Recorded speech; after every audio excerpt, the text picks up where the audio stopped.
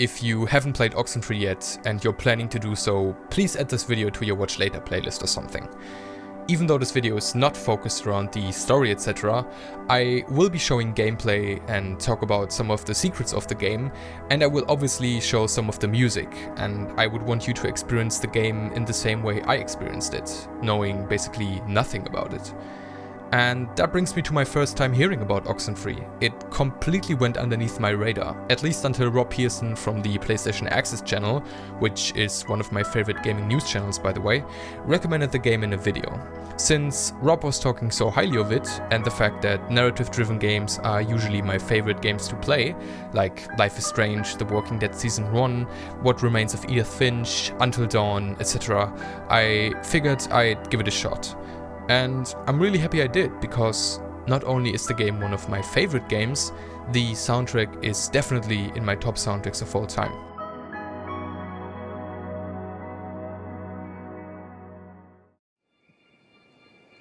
Booting up the game, you're greeted with the title screen and the first bit of music. Obviously at this point I didn't really listen to the music yet. I think I spent like 3 seconds in the main menu before actually starting the game, but I thought I should mention anyways. Right after you actually start your new game, you can hear some ambiences in the background, and one of the main characters, Ren, speaking.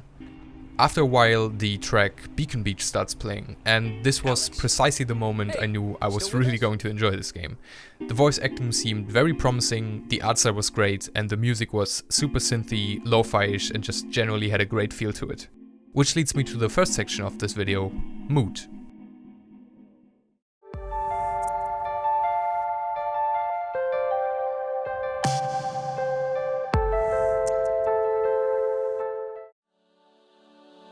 Oxenfree's soundtrack is a prime example at world building through music.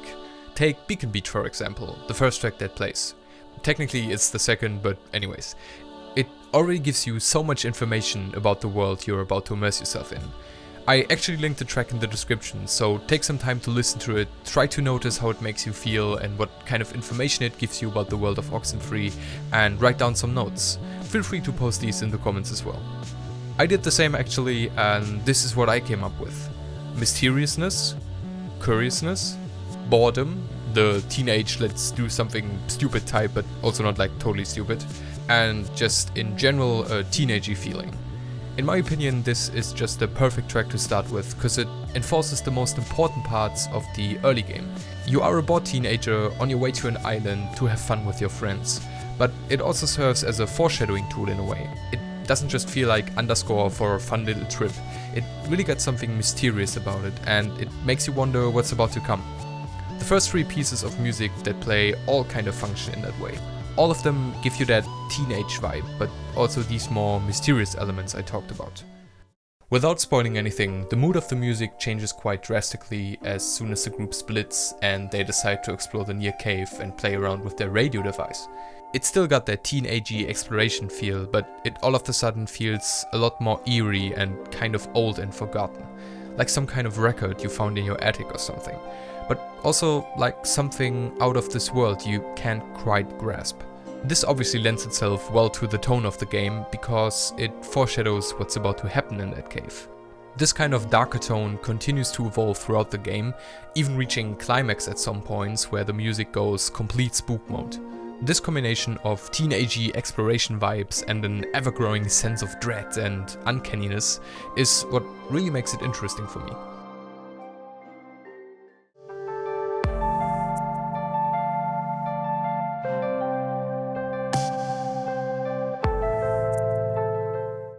Remember me describing the music as old and eerie, like a forgotten record?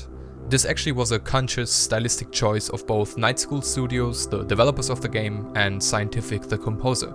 I reached out to Scientific on Twitter and he told me that, and I quote, "We traded mixtapes, and funnily enough we had a few artists in common, like Boards of Canada and Clam's Casino were on both of our mixes.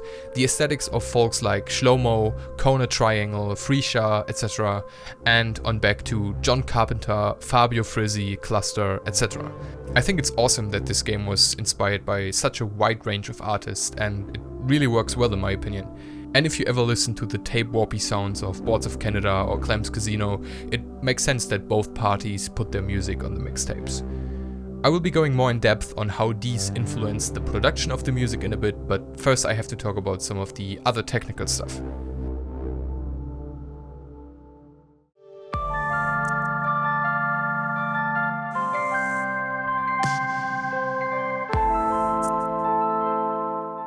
When a composer makes music or a sound designer creates sound, the process doesn't end after the creation. It still has to somehow find its way into the game, and more often than not, even adapt to the gameplay. This obviously affects the creation process of the music sound as well, but I digress.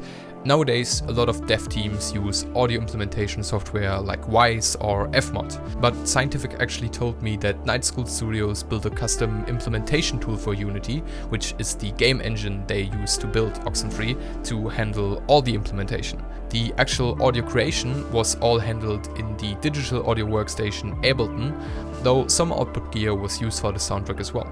Scientific explained that apart from 2 pieces of gear, which I will talk about next, no pieces of gear was heavily featured over anything else. It wasn't an analog purist approach, plugins were used just as much as output gear. But as mentioned earlier, there were 2 very important pieces of equipment. The World War II shortwave radio, which was used for all the actual radio sounds in-game, and the Viscount 3 reel-to-reel machine, which for example the track Lost was made on.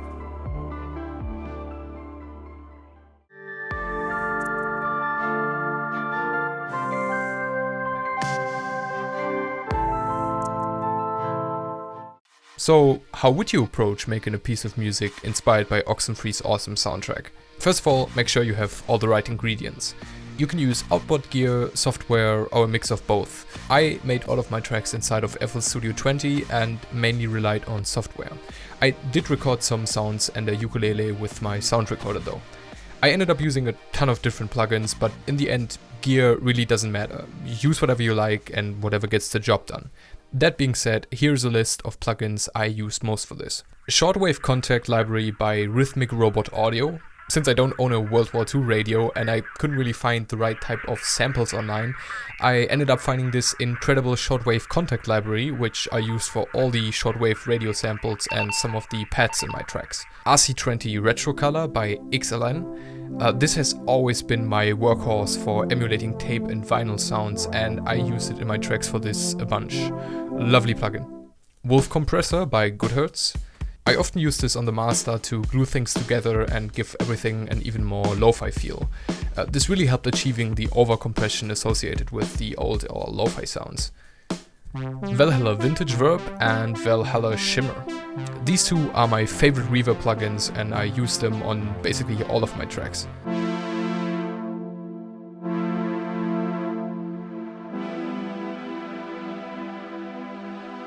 TAL or TAL Chorus. If I need some sort of retro or 80s chorus, I basically always use this one. Massive, OPX, and Sarum. Not only are these some of my favorite soft synths, they work great for creating the sounds I needed for this, but again, you can basically use any kind of synthesizer for this.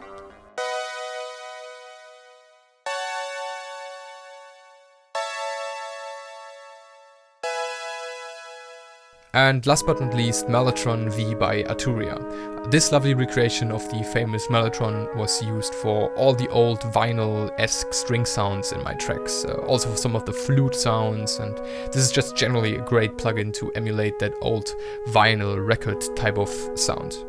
Obviously you still need equalizers, compressors, limiters, additional distortion or saturation units, but since you can always just use the stock versions of your DAW, I didn't bother listing them. Additionally, you'll need some sort of drum samples. Retro drum machine samples work great for this, and maybe some miscellaneous Foley and ambient sounds.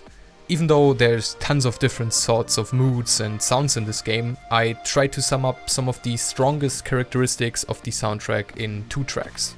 I did make another little extra ukulele piece that was inspired by the track Lost from the soundtrack, so make sure to check that one out as well.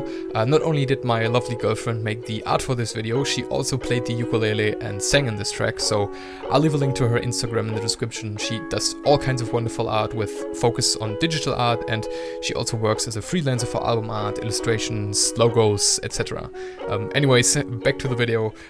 We'll start with my track Ebb and Flow, link to that in the description as well, which was inspired by the earlier pieces of music like Beacon Beach and Epiphany Fields. In terms of BPM, I would suggest something in between 80 to 100 BPM. My track is sitting at 115. But before talking about the actual composition of the music, I would like to quickly talk about how to generally approach making a synth sound that somewhat resembles the synth sounds in Oxenfree, since I don't want to bore you and show you how exactly I made every little sound in these tracks. Oxenfree synth sounds have a strong influence by vintage synths, especially from the 70s and 80s. But don't necessarily think like the typical 80s synthwave sounds that most people nowadays associate with the 80s, but definitely that retro analog feel. There are a ton of ways you could achieve this without using actual retro gear. You could invest in the software recreation of a retro synthesizer, but you definitely do not need to. For example, starting with a simple initialized patch in Massive to create a similar synth to the ones in Oxenfree, I often use the square or saw waveform, or sometimes a mix of both, slower attack on the amp and or filter, a little bit of LFO modulation on the pitch to create that tape wow or flutter effect, filter out some of the highs, maybe give it a little bit of chorus and affect it with faster delays or delay slaps. I often use the space echo emulation inside of Soundtoys Echo Boy, some sort of reverb and maybe additional lo-fi treatment like the excellent RC20 I mentioned earlier, and maybe some compression. This obviously is just a general guideline for how you could approach recreating the general characteristics of the synths in Oxenfree. This process definitely changes depending on what kind of sound you're working on. But again, this is just for a basic understanding on how to create these types of sounds. I will show some more in-depth techniques while going through the two tracks I created. So, like with any other pieces of music, it really doesn't matter which part you start with. But I'm personally most comfortable with first creating some sort of harmonic or melodic element. This time I started out with an ostinato, and actually one of the first things I noticed about SCNTFC's music is that he likes to modulate the key center and thus the feel of the music. For example, by a chromatically downward stepping bass line, like this one I used in my track. For the rest of the ostinato, I had a similarly repeating pattern that only changes by one note at a time. I think this technique is similar to what's known as static harmony in minimalism. John Carpenter uses this technique in combination with the key modulation a ton in his work as well, which, if you remember, also was part of the influence for the game's soundtrack. Later on, I doubled that ostinato with another instance one octave up. In terms of bass lines, I found that SCNTFC often likes to use really deep basses that evolve rhythmically through filter modulation or just in terms of rhythmical note progressions. The bass sound in my track is actually a preset from Diva, which I just slapped some lo-fi processing on. I then layered in some echoey synth chord steps that were created in a very similar fashion to what I showed you earlier in Massive. Last but not least, I added the drums, which often have large amounts of reverb on them, especially the snares. Like with a lot of sounds, the processing pretty much makes or breaks the sound. For example, listen to how the drums sound without and with the processing.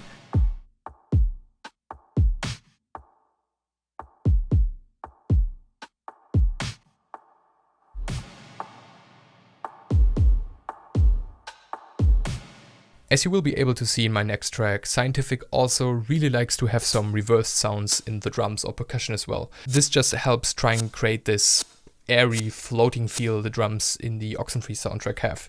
And finally, add some of those shortwave ambiances and sound effects, automate some additional parameters, give everything its proper space through reverb and panning, and all of that together sounds like this.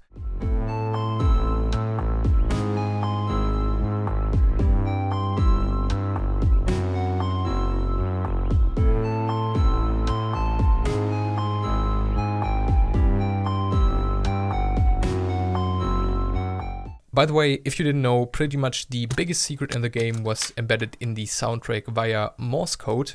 There was actually a whole alternate reality game that led to a real-life music box. If you're interested in that, there is a documentary about that. I linked in the description. Very interesting stuff. I did try to have a Morse code leak like the one in Beacon Beach in my track as well, but I couldn't really make it work in a musical sense, so definitely kudos to SCNTFC. That was pretty tough, I think, but I thought I'd talk about that anyways in case any of you would like to try to make a Morse code lead.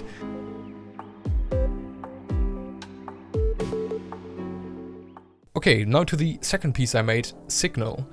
You actually already listened to it in the technical details part of the video, so definitely let me know if you noticed that that track wasn't from the game. Again, it's really hard and almost an insult to pretend like I could throw all of scientific techniques and ideas from the Oxenfree soundtrack into 2 tracks, but obviously for time's sake and me not trying to just copy everything SCNTFC does, I tried to sum the more darker or spookier music into one idea as well. For this piece I actually started with the shortwave radio contact library. I wanted to slowly fade in these radio chatters with some kind of darker tonal idea, and this is exactly what I did. The library not only gives you typical shortwave crackle or noise sounds, but it has an extensive library of spoken word samples, tonal samples, and even these weird pulsing and clicky sounds. So I combined that with a string bass line that I heavily processed with all kinds of lo-fi treatment and some automated panning to give it some movement. Then I added another soft, very echoey synth that plays another ostinato, this time focusing more on creating a mysterious kind of spooky atmosphere, and after that I added the bass and made it rhythmically open and close the filter a bit, and additionally I added a kick and snare. Both, but especially the snare, have some gated reverb, echo and wolf compressor on them.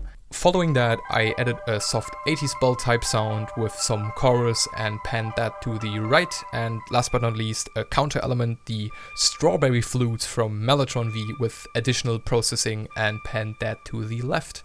Take all of that and send it through the magnetic function of the RC20 plugin and automate that to create the feel as if all of this was from an old, almost broken record, and then do some extra volume automation, mixing, etc. and you have this.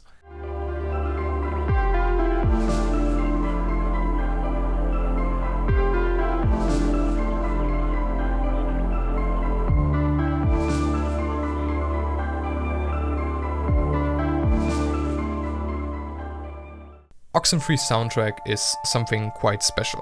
It does its job as underscore perfectly while still being incredibly memorable. Obviously this kind of music very much resonates with me because it's pretty similar to what kind of music I make, but it is, in my opinion, one of the all-time best video game soundtracks. For me, a good soundtrack takes a medium to a place it could have never reached without the music. Another prime example for this would be the last game I made this type of video on, Minecraft. Oxenfree couldn't really exist without SCNTFC's music, or at least it wouldn't be the same incredible game. I can only recommend you guys checking out the rest of SCNTFC's work. He actually came together with Night School Studios again to work on a different game called After Party, which obviously has a great soundtrack as well. Let me know if you enjoyed this video and if you have any suggestions on games I should do another type of video like this on. All my links for music or contact or portfolio, etc. are in the description as well. So yeah, I hope you enjoyed it and maybe even learned something. See you next time. Bye.